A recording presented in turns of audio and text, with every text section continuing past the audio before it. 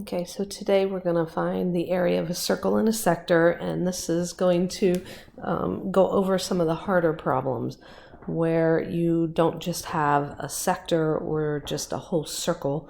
You've got part of a sector that you have to find. So just to review, the area of a circle is pi r squared, and the area of a sector requires that you know the arc measure or the central angle. And so I would say it's the arc measure divided by 360 times pi r squared. So let's take a look at the very first three problems. These are very similar to the ones on your worksheet. And let's just talk about a strategy for solving these. If you take a look at this picture here, you notice that we have a sector that has a radius of 8 feet. All right. We don't want the entire sector. We only want a portion of it, but we can find the area of the entire sector. The portion that we don't want is in the shape of a triangle. So if I draw this triangle in and I take away the triangle area, I'm left with just this top blue region. So our strategy here is going to be finding the area of the sector and subtracting the area of the triangle.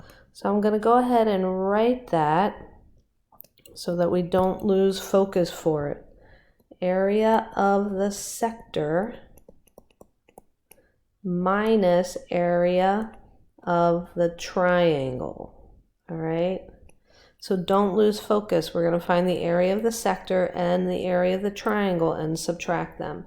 So the area of the sector, we worked on that yesterday. And I see that I erased the measure that I had out here. I had 300 degrees on the outside of this. This outside major arc is 300 degrees. So I know the whole circle has 360 degrees, so this inside has 60 degrees. All right, so we need that to find the area of the sector. So we have 60 degrees over 360 degrees times pi, and they gave us a radius of 8 squared.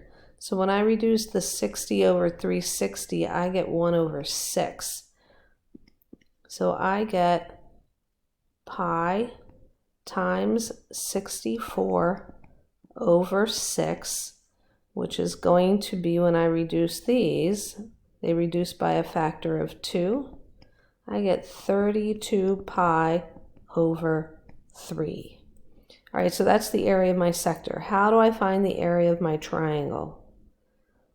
Okay, so the area of my triangle, I've got a nice isosceles triangle. This is 60 degrees. It's isosceles because it's formed by 2 radii and they're both 8 feet long. When I split this down the middle and make a nice right triangle, I have a 30, 60, 90 triangle. 30 degrees and 60 degrees. When I find the lengths of my triangle to go to the shorter side from the hypotenuse, I get 4. To go to the longer leg, I get 4 radical 3. So if this is 4 and this is 4, the base of my triangle is 8, and the height of my triangle is 4 radical 3. So the area of my triangle is 1/2 the base, which is 8, times the height, which is 4 radical 3, which is going to be, this will reduce to 4, so I get 16 radical 3.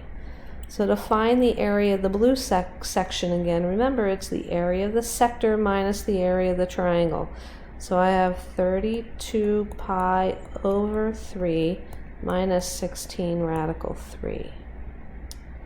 All right, so now let's move on to the next one. I'm going to have to erase some of my work to fit all of this in. All right, so this tells me a lot. All right, given that I have 30 degrees as one of these angles, I know since This is an isosceles triangle, this is also 30 degrees. So to find this angle right here, I know all the angles in a triangle add to 180. So 180 minus 60 is 120 degrees. All right, so the area of my sector is going to be 120 over 360 times pi times the radius squared, and the radius squared is going to be 6 squared. So I know that I have 120 over 100, or 360 reduces to 1/3 pi times 36, and 1/3 of 36 is 12 pi.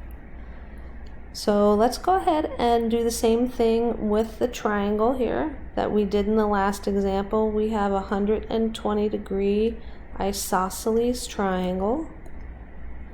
When I drop this, it splits the 120 degrees in half, so I end up with a nice 30, 60, 90 triangle. So when I calculate, oh, I drew that wrong. Oh no. When I calculate one of these, let me draw that bigger for you. When I calculate one of these, this will be 60 and this will be 30, and I know my radius is 6. So to go to the short side, I get a height of 3. To go to the long leg, I get a length of 3 radical 3. So if this is 3 radical 3, this will also be 3 radical 3. So the base of my triangle is 6 radical 3. So the area of my triangle will be 1/2 times its height of 3 times its base of 6 radical 3. So when I reduce the 2 and the 6, I get a 3 radical 3. So the area of my triangle is going to be 9 radical 3. So again, it's going to be my sector area, 12 pi, minus my triangle area. And I believe in the last example, I forgot to write in my units squared.